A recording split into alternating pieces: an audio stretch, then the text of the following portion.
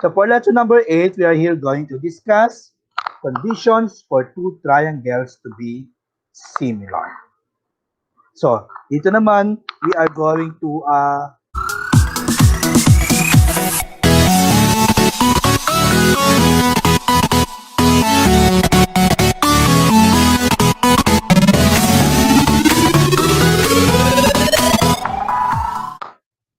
come. Bakit nga ba come? Ang ibig sabihin ng noon, halika na. Let's learn something new about math. So today, we are going to continue our discussion on third grading or the second chapter ng discussion natin for the third grading period. So this time, so all in all, we are now on lesson number 8. So ano ang focus ng discussion natin on lesson number 8? So for lesson number 8, we are here going to discuss conditions for two triangles to be similar. So, dito naman, we are going to prove that two triangles here are similar. During your grade 8, ang pinag-aralan nyo is about triangle congruence. Diba? Meron tayong pinag-aralan about triangle congruence sa kayong ginamit na postulate for you to prove that two triangles are congruent, just like SSS triangle congruence postulate. We do have ASA, angle, side, angle, triangle congruence postulate. Then third, you do have SAS, side, angle, side, triangle congruence postulate. Or pwede nyo rin gamitan yung AAS theorem, yung angle, side, triangle congruence theorem. So, yun yung mga ginamit nyo during your grade 8 for you to say that the two triangles are congruent. This time, you are going to prove that the two triangles are similar. That is by applying the conditions for us to say that two triangles are similar. So, ano-ano ba yung mga yon? So, let's start it now. So, there are different conditions that we can apply for us to prove that two triangles are similar. So, yung una nga doon, yung tinatawag natin as AAA similarity postulate. Pwedeng AA lang. Pwedeng AA similarity postulate or AAA similarity postulate. So, anong ibig sabihin nun? So, this first condition states that if the three angles of one triangle are congruent to the three angles of another triangle, then the two triangles are similar. So, kung papansinin nyo, if you're going to recall your discussion about triangle congruence, so wala dun tayong AAA. Bakit? It's because we cannot say right away, given yung measure of the three angles, that the two triangles are congruent. Kasi pwedeng masabi that the other triangle is smaller than the other triangle. So pwedeng ganun. Kaya wala tayo do AAA similarity CAA, walang AAA triangle congruence postulate. Because of that reason, because one of the triangle is smaller than the other. So, kasi kapag pinoprove natin that the two triangles are congruent, so isina sa alang-alang natin yung corresponding sides and angles of the two given triangles. So, that's why wala tayong AAA similarity postulate for the AAA triangle congruence postulate for the reason that magkaiba yung given triangle natin. Pwede pare-pare sila na measure, but one of the triangle is smaller than the other. So, dito, pwede natin ma-prove that two triangles are similar triangles. According to the definition of the AAA similarity postulate, it states that if the three angles of one triangle are congruent to the three angles of another triangle, then the two triangles are similar. Let's take, for example, we do have here triangle ABC. Now, may given measurement for the angle A as 70 degrees, angle B as 60 degrees, and angle C as 50 degrees. And another given triangle which is larger than the first given triangle, which is triangle BEF, with a given measure of angle B as 70 degrees, angle E as 60 degrees, and angle F as 50 degrees. So if we're going to look at the measurements of the three angles of the first and the second triangles given, so we can say that they are congruent in measure.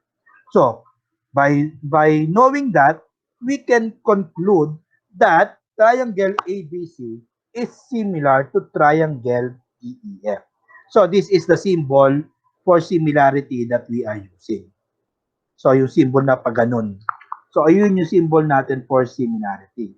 So with the help of AAA, triangle similarity postulate, so we can say that the two triangles given here are similar triangles. They are not congruent, but they are similar triangles with the help of AAA similarity postulate. So nakuha yung first condition. Okay, any questions? So let's proceed to the next.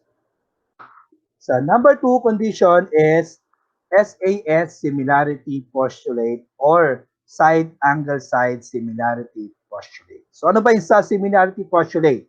So it states that if an angle of one triangle is congruent to an angle of another triangle and the corresponding sides including those triangles are in proportion, then the two triangles are similar.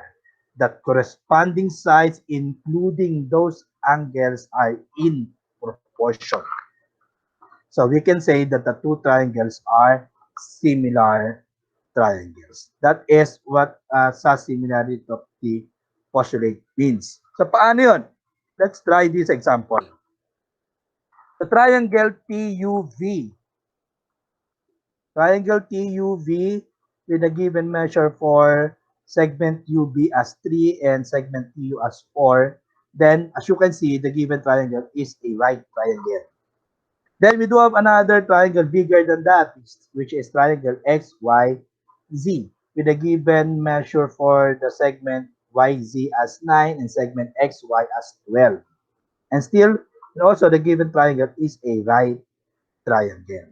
So we are going to prove that these two triangles are similar by SAS similarity postulate. Sabi doon kayo sa similar, if an angle of one triangle is congruent to an angle of another triangle. Meron na yun. Both of them parehas right triangle. So meron tayong right angle here. So congruent na isang measure of the angle. And the corresponding sides including those angles are in proportion. Then the two triangles are similar. The corresponding sides, including those angles. Ito yung angle natin. Ito yung corresponding, ito yung including angles. Segment UB at saka segment TU. Dito, segment YZ at saka segment XY, ang included angles natin. So, if, sabi doon, if the two sides, including those angles, are in proportion, then the two triangles are similar. Kung titignan natin, yung corresponding angles, UB is corresponding to YZ. So 3/9 when we form a ratio. Then equal to 4/12 when we form a ratio. So that we can form a proportion. 3/9 is equal to 4/12. Are they in proportion? When we lowest term the two, equal ba sila? 3/9, when we lowest term, the answer is 1/3. 4/12, when we do the lowest term of it, the answer is also 1/3. So they are in proportion. So if that is the case, then we can say that the two triangles are similar by using the SAS similarity postulate. So that, in this given example, we can conclude that triangle TUB is similar to triangle XYZ by using SAS similarity postulate. Did you get that? So dapat yung dalawang sides na yon are in proportion. The corresponding sides of the two triangles are in proportion. So for you to say that the two triangles are similar using SAS similarity postulate. Let's try. Let's continue. Third. So we do have here the third one, which is the SSS similarity postulate or the side similarity postulate. So ano naman yung SSS similarity postulate? It states that if the corresponding sides of two triangles are in proportion, then the two triangles are similar. If the corresponding sides of two triangles are in proportion,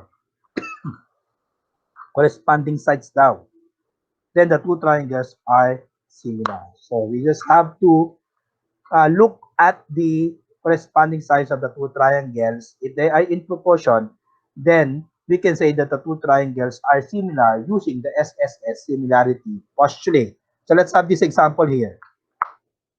The triangle JKL with a given measurement for the size of it as JL as 4, JK as 6, and KL as 8. Then another given triangle which is larger than that as triangle PQR with PR measures 12, PQ measures 18, and QR measures R. So, dapat natin yung ratio of its corresponding sides. So, corresponding side, ang corresponding side ay JK tsaka PQ, JL tsaka PR, and KL and QR.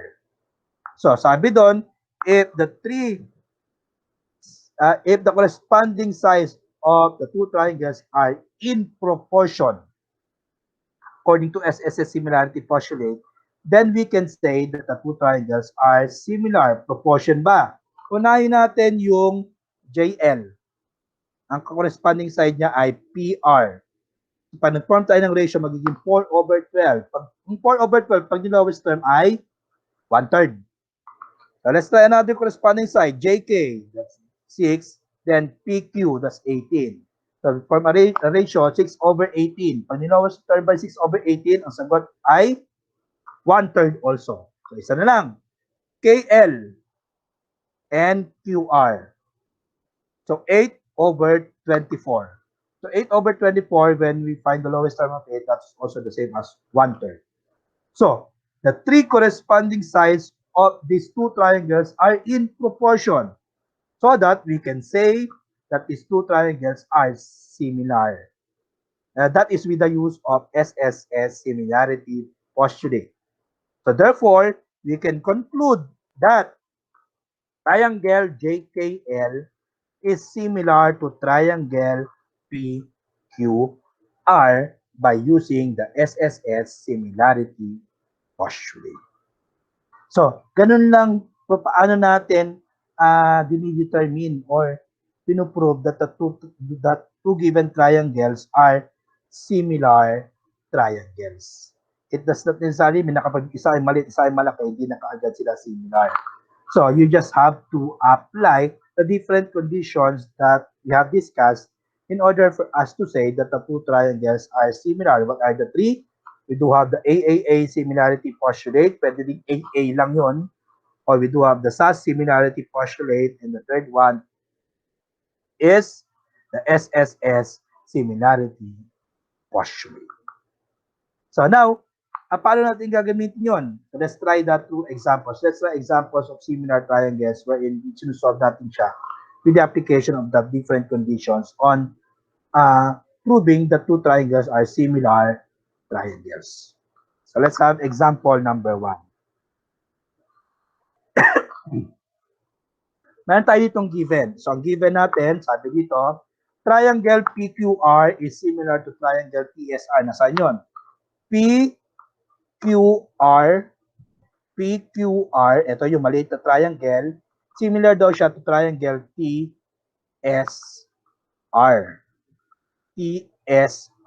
So, angle P is corresponding to angle T. Tingnan nyo kung saan nagsimula PQR, TSR. So, angle Q is corresponding to angle S. Then, angle R, since vertical angle sila, so, they are corresponding angles. So, yung magka-corresponding. So, tingnan natin, we are asked here to find for the value of the variable. i-find natin yung value of the variable. So as you can see, ay may given tayo ito are the sides of the two triangles. So we are going to find for the value of x and y for us to prove that its two triangles are similar triangles. Diba, kung sa side ang given, meron doon side similarity postulate na dapat yung corresponding sides of the two triangles are in proportion.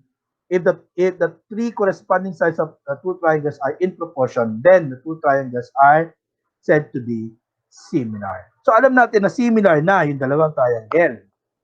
So yun nga lang, ano yung value of x and y that will make these two triangles as similar triangles. So anong gagawin natin? So let's form first proportion. So to solve for it as our solution, you have to solve first proportion. That is by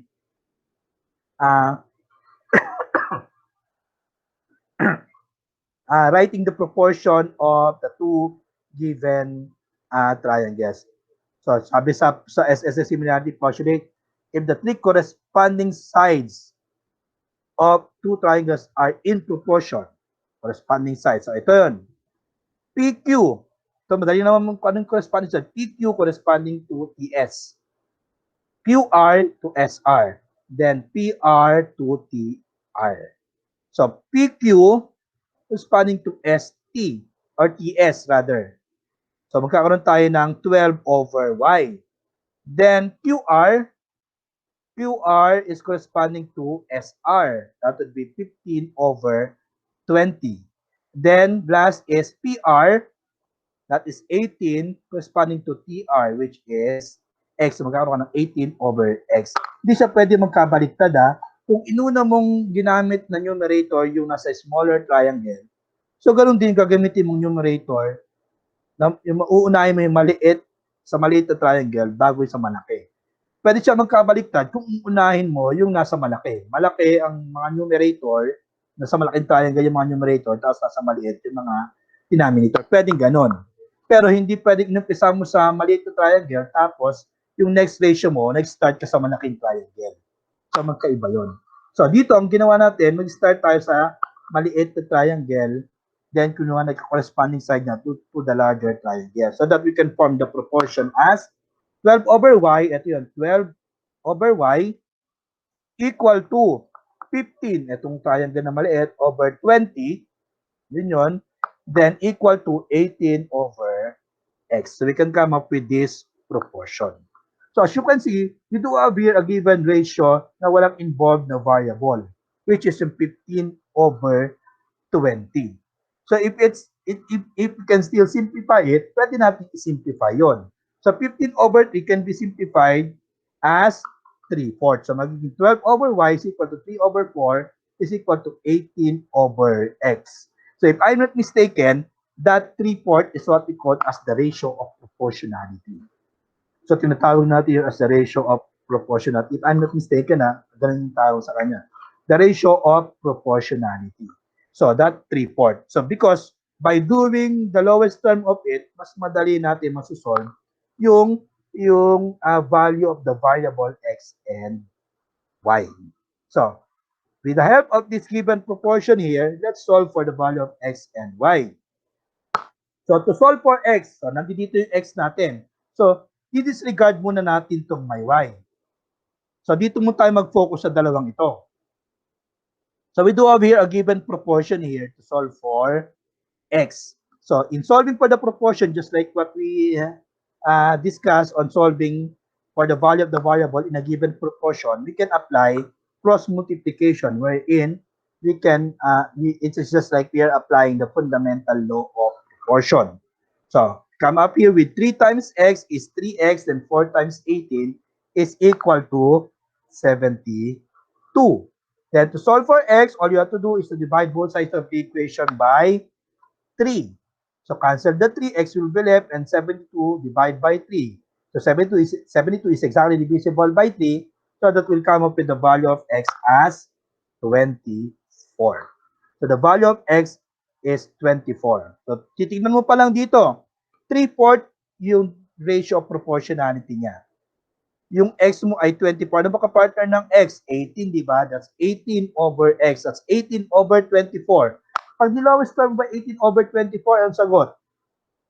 Both are divisible by 6, di ba?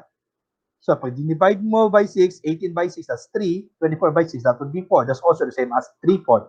Ibig sabihin, the right value for x is 24. How about the value of y? So, disregard naman na natin this time yung may ratio na x. So, dito naman tayo mag-focus on these two to solve for y. So, let's do cross multiplication also. 3 times y, we come up with 3y. 12 times 4, we come up with 48. Then, divide both sides of the equation by 3 to come up with the value of y. So, cancel the 3, y will be left, then 48 divided by 3, it will be equal to 16. So, y is equal to 16. So, now, let's try if it satisfies the given proportion natin. Kung ang y ay 16, so we have 12 over 16. Pag nilowest term ba natin 12 over 16, anong sagot? Both are divisible by 4. 12 divided by 4 is 3, while 16 divided by 4 is 4. So that's also the same as 3/4. So, pinroot natin. So, it is said to be at first that triangle PQR is similar to triangle TSR. So, nakuha natin yung value of x and y na 24 and 16 so that we can prove that the two triangles are really similar triangles. So, that is by finding the value of x and y and by using proportion for us that will help us in order for us to solve for the value of x and y. Nakuha example number 1. If not yet, let's try another example. So let's have example number 2 here. So ang given natin dito, triangle GWP, ito yon. GWP, yung larger triangle, is congruent, is similar to triangle OAT, yung smaller triangle Larger triangle GWP is similar to triangle OAP.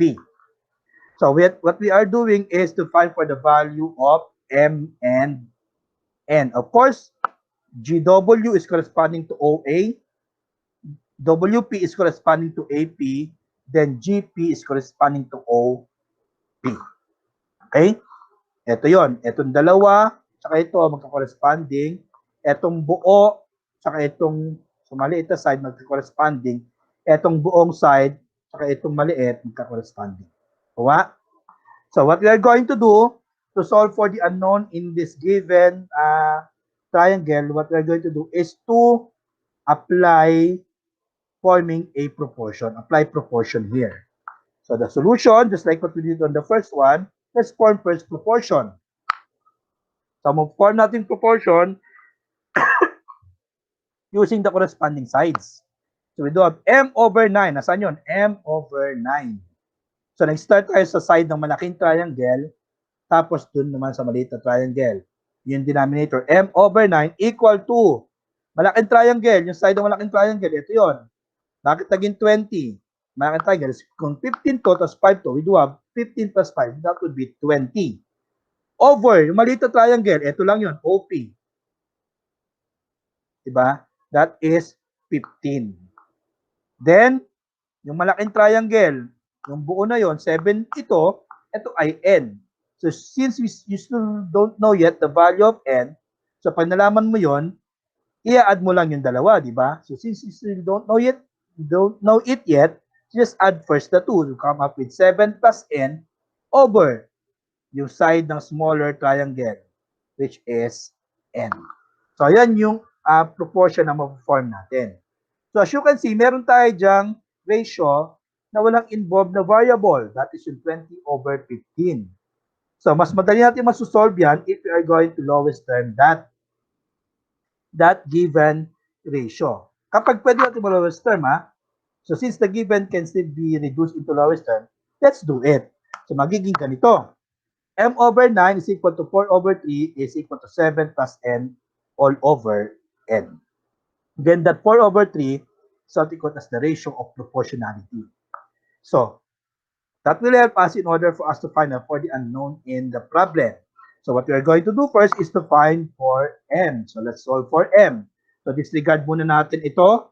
Dito lang muna tayo mag-focus sa M. Ito. Using cross multiplication or in the same way we are applying the fundamental law of proportion, let's solve for M. So 3 times M, that would be 3M. Then 9 times 4, that would be equal to 36. Then solving for M, we divide both sides of the equation by 3. Cancel the 3, M will be left. Then 36 divided by 3 is equal to 12. So kung 12 ang M, M ay 12. 12 over 9 ang magiging kalabas niya. 12 over 9. Ang 12 over 9 ba, pag nilowers din, same as 4 over 3? The answer is yes. Because 12 and 9 are both divisible by 3. 12 divided by 3 ay 4. 9 divided by 3 ay 3. Kaya magiging 4 over 3. So, isa na lang kailangan natin.